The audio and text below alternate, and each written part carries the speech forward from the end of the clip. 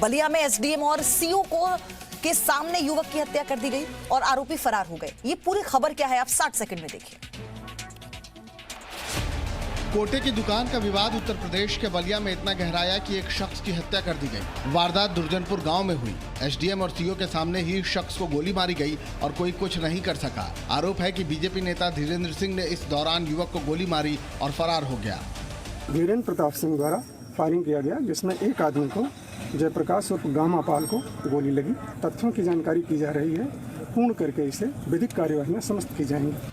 बलिया गोलीकांड में कार्रवाई करते हुए योगी सरकार ने मौके पर मौजूद एसडीएम और सीओ को सस्पेंड कर दिया है। साथ ही उन पुलिस वालों को भी निलंबित कर दिया है जो वारदात के वक्त मूक दर्शक बने रहे। बलिया हत्याकांड में पुलिस ने 8 नामजद और 25 अज्ञात लोगों पर केस दर्ज किया है। वहीं बीजेपी के जिला अध्यक्ष जयप्रकाश साहू ने भी वारदात पर दुख जताया और कहा कि आरोपी धीरेन्द्र प्रताप सिंह बीजेपी में किसी भी दायित्व के पद पर नहीं है। घटना बहुत ही दुखद हुआ है, निंदनीय हुआ है। और जहाँ तक धीरेन्द्र प्रताप सिंह डब्लू का सवाल है, सिर्फ भारतीय जनता पार्टी का कोई दायित्वधारी कार्यकर्ता नहीं। असम सरकार ने सरकारी खर्च से चलने वाले मदरसे बंद करने का फैसला लिया तो विवाद के सुर गहराने लगे। असम में सरकारी खर्च पर कुरान की पढ़ाई पर सवाल उठे तो कांग्रेस नेता उदित राज ने कुंभ मेले पर सवाल उठा दिए। असम में सरकारी मदरसे बंद करने के फैसले पर उदित राज ने कहा था कि यूपी सरकार को भी कुंभ मेले को 4200 करोड़ रुपए नहीं देने चाहिए थे। उदित राज के सवाल उठाते ही बीजेपी हमलावर हो गई, जिसके बाद उदित राज ने जी न्यूज पर अपनी सफाई दी। कुंभ मेला ऑर्गेनाइज करने के खिलाफ में नहीं बोला हूँ, मैं फिर से बार बार बोला हूँ। लेकिन जब हेमंत बिस्वा शर्मा जी कहते हैं कि रिलीजियस एक्टिविटीज या कुरान आदि के ऊपर सरकारी खर्च नहीं होना चाहिए, उस कंटेक्स्ट में कहा है मैंने। बीजेपी ने उदित राज के ट्वीट पर कांग्रेस नेता राहुल गांधी से जवाब मांगा था। उदित राज ने कहा कि यह पार्टी का नहीं, उनका व्यक्तिगत बयान था। मदरसे और कुंभ पर छिड़ी बहस के बीच उत्तर प्रदेश सरकार संस्कृत स्कूलों पर मेहरबान हो गई है। योगी आदित्यनाथ सरकार ने संस्कृत स्कूलों में व्यवस्था सुधारने की शुरुआत की है। संस्कृत स्कूलों को विज्ञान और टेक्नोलॉजी से जोड़ा जाएगा।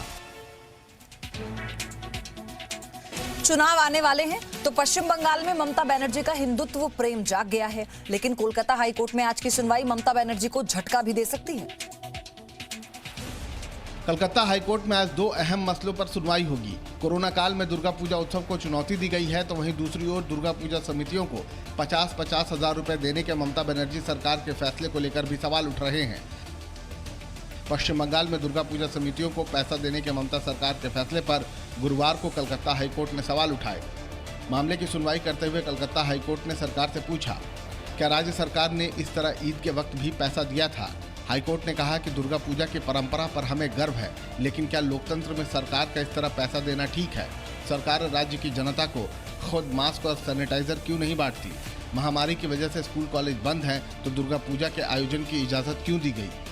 हाईकोर्ट ने यह भी पूछा कि दुर्गा पूजा की सारी व्यवस्था पुलिस देखेगी, तो पूजा समितियों को फंड क्यों दिया जा रहा है? कलकत्ता हाईकोर्ट में आज भी सुनवाई जारी रहेगी। सुशांत सिंह राजपूत की मौत की जांच के दौरान बॉलीवुड में ड्रग्स जाल को लेकर सवाल उठने लगे और अब इस विवाद पर पहली बार महाराष्ट्र के मुख्यमंत्री उद्धव ठाकरे ने बयान दिया है।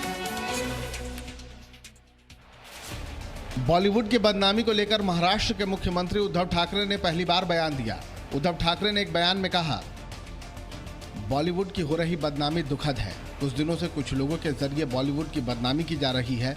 बॉलीवुड खत्म करने या बॉलीवुड दूसरी जगह ले जाने की जो कोशिश हो रही है, ये कभी सहन नहीं की जाएगी। सिनेमाघर और मल्टीप्लेक्स मालिकों के साथ वीडियो कॉन्फ्रेंसिंग के जरिए बातचीत में उद्धव ने ये बयान दिया। उद्धव ने कहा कि बॉलीवुड अपने सिनेमा के लिए दुनिया भर में प्रसिद्ध है और बड़ी संख्या में लोगों के लिए रोजगार पैदा करता है। वहीं दूसरी ओर सुशांत सिंह राजपूत केस में गुरुवार को सीबीआई ने भी बयान जारी किया। अपने बयान में सीबीआई ने कहा कि सुशांत की मौत के मामले की जांच पूरी नहीं हुई है, अभी जारी है। सीबीआई ने उन खबरों को खारिज किया जिनमें कहा जा रहा था कि उसे सुशांत की मौत में कोई साजिश नहीं दिखी है। वहीं न्यूज चैनल्स की टीआरपी पर रेटिंग एजेंसी बाक ने 12 हफ्तों की रोक लगा दी है। पूरी खबर जानिए 60 सेकंड में। ब्रॉडकास्ट ऑडियंस रिसर्च काउंसिल यानी बार्क ने टीआरपी घोटाला सामने आने के बाद न्यूज चैनलों की टीआरपी जारी करने पर अगले 12 हफ्तों तक रोक लगा दी है। न्यूज ब्रॉडकास्टर एसोसिएशन एनबीए ने इस फैसले का स्वागत किया है। एनबीए ने इसे बड़ा कदम बताते हुए कहा कि सिस्टम को पूरी तरह से ठीक करने के लिए ये जरूरी है ताकि न्यूज की विश्वसनीयता दोबारा बहाल की जा सके। पिछले दिनों मुंबई पुलिस ने पैसे देकर टीआरपी मैनेज किए जाने का खुलासा किया था। इसे लेकर कुछ न्यूज चैनलों के नाम भी लिए गए थे। सूत्रों के मुताबिक आईटी मंत्रालय की स्थायी संसदीय समिति में भी टीआरपी को लेकर चर्चा हुई। बताया जा रहा है कि इस चर्चा के दौरान वरिष्ठ सरकारी अधिकारियों ने समिति से कहा कि ये टीआरपी व्यवस्था वैज्ञानिक नहीं है, ये व्यवस्था पुरानी हो चुकी है और टीवी चैनलों के दर्शकों की संख्या मापने के लिए ये सही तरीका नहीं है। इसके साथ छेड़छाड़ हो सकती है, लिहाजा इसमें परिवर्तन की आवश्यकता है। प्रेस काउंसिल ऑफ इंडिया के अध्यक्ष सीके प्रसाद, सूचना प्रसारण सचिव अमित खरे और मंत्रालय के दूसरे वरिष्ठ अधिकारी समिति के सामने पेश हुए थे। हालांकि सूत्रों के अनुसार इस दौरान किसी एक चैनल को लेकर चर्चा नहीं हुई।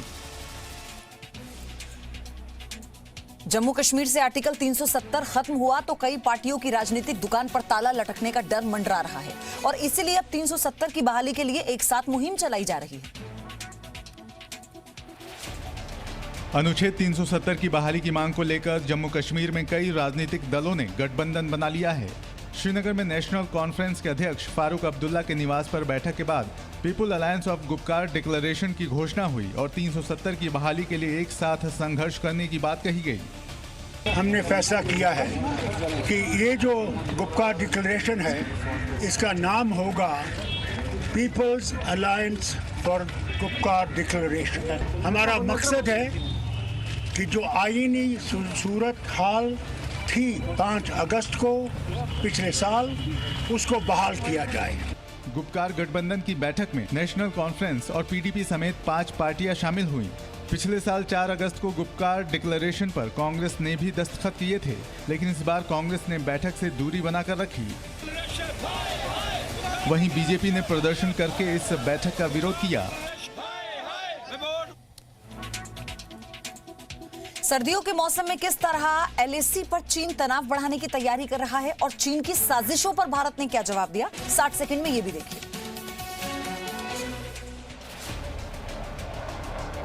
पिछले 5 महीने से भारत और चीन के बीच एलएसी पर तनाव बना हुआ है। मामले को सुलझाने के लिए दोनों देशों के बीच कोर कमांडर स्तर की 7 दौर की बातचीत हो चुकी है और तनाव कम करने पर सहमति भी बनी है, लेकिन चीन अपनी चालबाजियों से बाज नहीं आ रहा है। सूत्रों के मुताबिक चीन सर्दियों में भी एलएसी पर डटे रहने की तैयारी कर रहा है। बताया जा रहा है कि चीन ने 3 अरब के स्पेशल टेंट्स की डील की है। हालांकि भारत चीन को हर तरह से जवाब देने को तैयार है। भारत के शूरवीर 1-1 इंच जमीन की रक्षा में जी जान से जुटे हैं। वहीं दूसरी ओर कूटनीतिक स्तर पर भी चीन को जवाब दिया जा रहा है। भारत ने चीन से 2 टूक कहा है कि वो लद्दाख और अरुणाचल प्रदेश पर बोलना बंद करे। भारत की ये चेतावनी चीन के उस बयान के जवाब में है जिसमें कहा गया था कि लद्दाख को केंद्र शासित प्रदेश बनाए जाने का फैसला अवैध है। एलएसी पर तनाव बढ़ाने के साथ साथ चीन भारत के हर पड़ोसी को भड़काने की साजिश कर रहा है, लेकिन म्यांमार में चीन की साजिश नाकाम हो गई और भारत म्यांमार को पहली पनडुब्बी आईएनएस सिंधुवीर सौंपेगा। भारत अपने पड़ोसी देश म्यांमार की नेवी को किलो क्लास सबमरीन देने जा रहा है। पड़ोसी देश म्यांमार की ये पहली सबमरीन यानी पनडुब्बी है। विदेश मंत्रालय के प्रवक्ता अनुराग श्रीवास्तव ने गुरुवार को बताया कि भारत म्यांमार को kilo class submarine INS Sindhuvir देगा। यह दोनों देशों के बीच मजबूत होते संबंधों की तस्दीक करता है। पड़ोसी देशों पर चीन के बढ़ते असर को काउंटर करने के लिहाज से भारत का यह कदम काफी महत्वपूर्ण है। India will be delivering a kilo class submarine INS Sindhuvir to the Myanmar Navy. दरअसल चीन अपनी पुरानी पनडुब्बियों को म्यांमार को बेचना चाहता था। इससे पहले बांग्लादेश ने चीन से 2 पुराने सबमरीन खरीदे थे। पाकिस्तान और चीन तो सदाबहार दोस्त हैं ही, लेकिन धीरे धीरे चीन भारत के दूसरे पड़ोसी देशों पर अपना प्रभाव बढ़ाने की कोशिश कर रहा है और इसीलिए म्यांमार को सबमरीन देने का फैसला चीन के प्रभाव को काउंटर करने के लिहाज से काफी महत्वपूर्ण माना जा रहा है। वहीं भारत ने जहां चीन को जवाब दिया तो वहीं पाकिस्तान के झूठ को भी बेपर्दा कर दिया। 1 मिनट में देखिए। भारत ने पाकिस्तान को पहले ही कह रखा है कि गोली और बोली साथ नहीं चल सकते, लेकिन पाकिस्तान अपने झूठ का जाल बुनने में जुटा है। पाकिस्तान के राष्ट्रीय सुरक्षा सलाहकार ने दावा किया कि भारत पाकिस्तान से बातचीत करना चाहता है, लेकिन भारत ने पाकिस्तान के इस बयान को बेनकाब कर दिया। विदेश मंत्रालय के प्रवक्ता अनुराग श्रीवास्तव ने पाकिस्तान के इस बयान को झूठ बताया है। The official is well advised to restrict his advice to his establishment and not to comment on India's domestic policy. The statements made by him are contrary to facts on the ground, misleading and fictitious. Bharat ने साफ कर दिया कि पाकिस्तान हमारे अंदरूनी मामलों में दखलंदाजी बंद करे और पाकिस्तान की ये कोशिश सिर्फ अपनी सरकार की विफलताओं से पाकिस्तान के लोगों का ध्यान भटकाने की है। पाकिस्तान के राष्ट्रीय सुरक्षा सलाहकार मोईद यूसुफ ने एक भारतीय वेबसाइट पर भारत की ओर से बातचीत प्रस्ताव का दावा किया था। वहीं सेना प्रमुख जनरल मनोज मुकुंद नरवणे ने आज कहा कि सीमा पार से लगातार घुसपैठ की कोशिश की जा रही है, सेना भी जवाब दे रही है। दिल्ली एनसीआर में बढ़ता प्रदूषण चिंता बढ़ा रहा है, लेकिन केंद्र और दिल्ली सरकार के बीच जुबानी संग्राम भी जारी है और इस बीच 9 साल की एक बच्ची क्या पैगाम दे रही है, आपको देखना चाहिए। 9 साल की बच्ची के हाथों में ये तख्ती सिर्फ दिल्ली नहीं, देश भर के लिए बड़ा संदेश है। प्रदूषण के खिलाफ ये मासूम की जंग है, जिससे जब तक पूरा देश साथ मिलकर नहीं लड़ेगा, जीत नहीं मिलेगी। देश के कई इलाकों समेत राजधानी दिल्ली और एनसीआर एक बार फिर से जहरीली हवा की चपेट में है। हालांकि प्रदूषण के खिलाफ दिल्ली सरकार ने कुछ बड़े कदम भी उठाए हैं। गुरुवार से प्रदूषण के खिलाफ रेड लाइट ऑन गाड़ी ऑफ कैंपेन शुरू किया गया। मुख्यमंत्री अरविंद केजरीवाल ने डिजिटल प्रेस कॉन्फ्रेंस से इसकी शुरुआत की। केजरीवाल ने कहा कि पड़ोसी राज्यों में पराली जलाने से ही दिल्ली में प्रदूषण बढ़ रहा है। वहीं केंद्रीय पर्यावरण मंत्री प्रकाश जावड़ेकर ने कहा कि पराली की वजह से प्रदूषण सिर्फ 4% है। यहाँ कचरे का प्रबंधन ठीक न करना, यहाँ भी बायोमास बर्निंग होती है, धूल उड़ना, ये हमें देखना है। दिल्ली में 15 मार्च तक जनरेटर पर प्रतिबंध भी लागू हो गया। सीएनजी पीएनजी जनरेटर को इससे छूट दी गई है।